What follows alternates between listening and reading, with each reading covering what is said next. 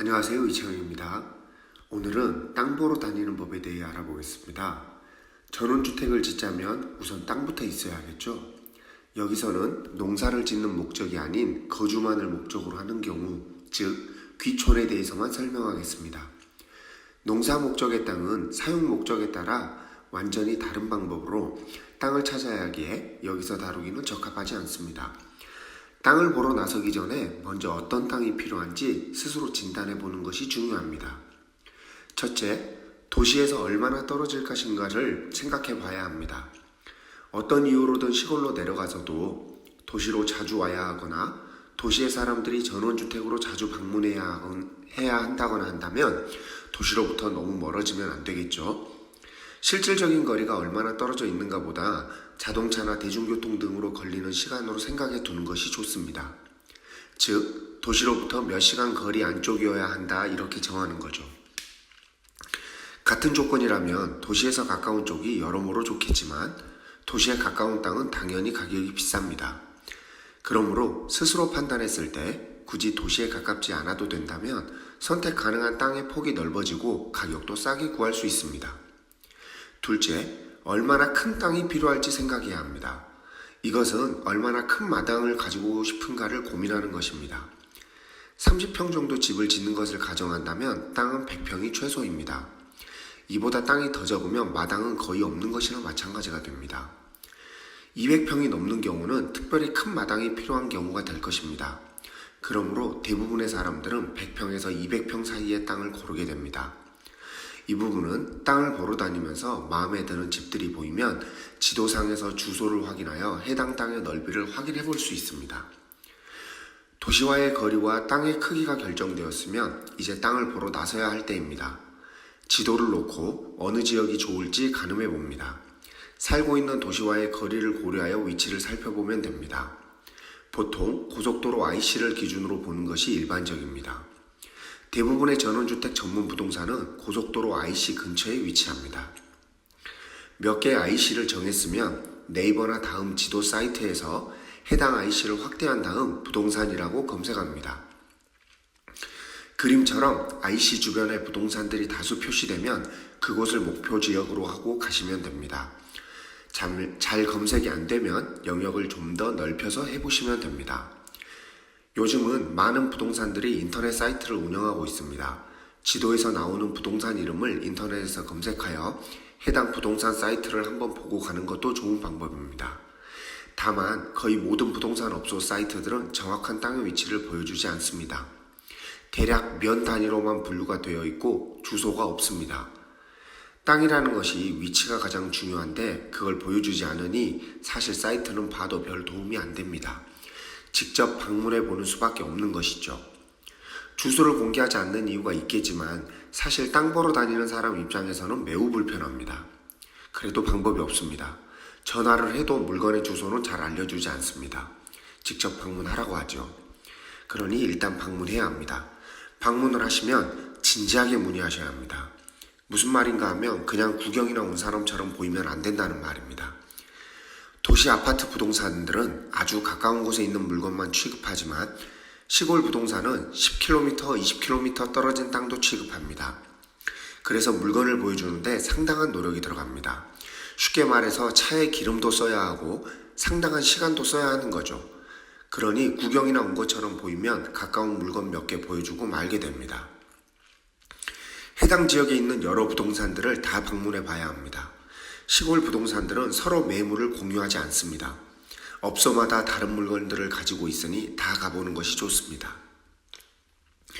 물건의 현장에 가게 되면 주변 사진을 찍어 두시기 바랍니다.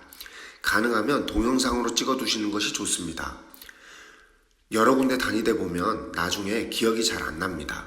동영상을 찍어 뒀다가 나중에 보는 것이 좋습니다. 사진도 가능한 많이 찍어 둡니다. 현장에서 확인할 첫 번째 사항은 건축 허가 가능 여부입니다.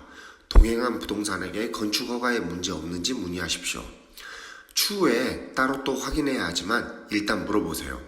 건축 허가와 관련된 문제를 제대로 설명 못하는 부동산은 거래하지 않는 것이 좋습니다. 두 번째는 수도시설 관련입니다. 즉 집을 짓게 되면 상수는 어떻게 공급받는지 알아야 합니다. 도시와 같이 광역 수도가 들어온다면 최고입니다. 그렇지만 대부분 그렇지 못할 것입니다. 마을 수도를 연결할 수 있다면 이것도 좋습니다. 가장 나쁜 경우는 지하수를 직접 개발해야 하는 경우입니다. 지하수 개발은 상당한 비용이 들고 아주 운이 없으면 지하수가 안 나오는 경우도 있습니다. 그러므로 매우 조심해야 합니다. 세 번째는 전기시설입니다. 해당 토지로부터 200m 안쪽에 전신주가 있으면 문제가 없습니다. 이보다 멀면 추가적인 비용이 발생합니다. 이 부분도 반드시 질문을 해야 합니다. 이 세 가지를 확인하였으면 주변 환경을 살펴봅니다. 특히 소음을 잘 들어봐야 합니다. 사진으로는 확인이 안 되고 현장에서만 확인 가능하므로 주의 깊게 소리를 들어보세요. 가능한 조용한 곳을 골라야 합니다. 가까운 곳에 고속도로나 통행량이 많은 국도가 있으면 많이 시끄럽습니다. 이런 곳은 피해야 합니다. 큰 축사가 있는 곳도 피해야 합니다. 소나 닭이 내는 소음도 상당히 거슬리는 소리입니다. 특히 축사는 소음뿐만 아니라 각 냄새, 각종 벌레 문제의 온상이므로 특별히 기피해야 합니다. 마을이 가까운 곳에 있는지 살펴봅니다. 마을이 가까우면 장점도 있고 단점도 있습니다. 시골 원주민분들과 어울리는 것을 원치 않으면 너무 마을 가까이 있는 것은 피하는 것이 좋습니다. 땅을 보고 돌아왔으면 방문 기록을 작성해야 합니다. 특히 정확한 번지수를 잘 기록해 둬야 합니다.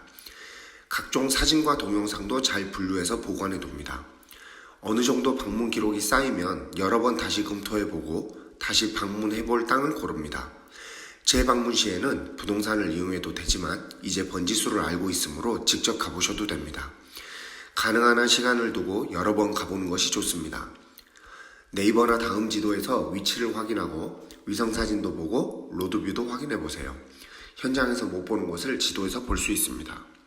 특히 로드뷰는 다음 지도, 네이버 지도, 구글 지도 모두 확인하여 있으면 다 잘 봐야 합니다. 지도별로 찍은 시기가 다르기 때문에 서로 다른 시기의 모습을 직접 방문한 것처럼 자세히 볼 수 있습니다. 땅을 보러 다니는 시기는 11월 이후, 즉 겨울이 좋습니다. 시골 땅들이 다 산이 가깝기 때문에 낙엽이 지고 난 다음에 보는 것이 더 정확히 보입니다. 또한 일조량을 보는 것도 겨울에만 가능합니다. 여름에 해가 잘 드는지 보는 것은 큰 의미가 없습니다. 겨울에 해가 잘 들어야 좋은 땅입니다. 다 마음에 들어도 가격이 안 맞으면 허사입니다. 위에서 말한 수도, 전기, 도로 등의 여건이 좋은 땅은 주변 시세보다 좀 더 주더라도 위험을 피한다는 측면에서 신중하게 고려해 봐야 합니다. 대개의 물건이 그렇듯이 싼 것은 다 이유가 있습니다. 주변 시세보다 싸면 그 이유가 무엇인지 정확히 확인해 봐야 합니다. 개발업체들이 이미 개발해 놓은 땅은 주변 시세보다 비싸지만 대부분 기반시설 부분이 해결되어 있어서 그만한 가치를 합니다. 특히 이런 개발된 땅에 기건축된 집들이 있으면 재방문 시 건축된 집을 방문하여 건축 과정에서 문제가 없었는지 확인해 보는 것이 좋습니다. 거의 확정적으로 땅을 골랐으면 해당 부지가 속한 군 소재지를 방문하여 건축 시 문제가 없겠는지 알아보는 것이 좋습니다. 군청에서도 상담이 가능하고 군청 근처의 측량사무소에서도 상담이 가능합니다. 가능한 여러 곳의 의견을 들어봐야 합니다. 이 모든 과정에서 너무 서두르면 안 됩니다. 충분한 시간을 가지고 차분하게 하시기 바랍니다. 땅을 고르는 일은 쉽지 않은 일입니다. 부동산 업소에서 하는 말만 믿지 말고 스스로 공부하고 알아보는 자세가 매우 중요합니다.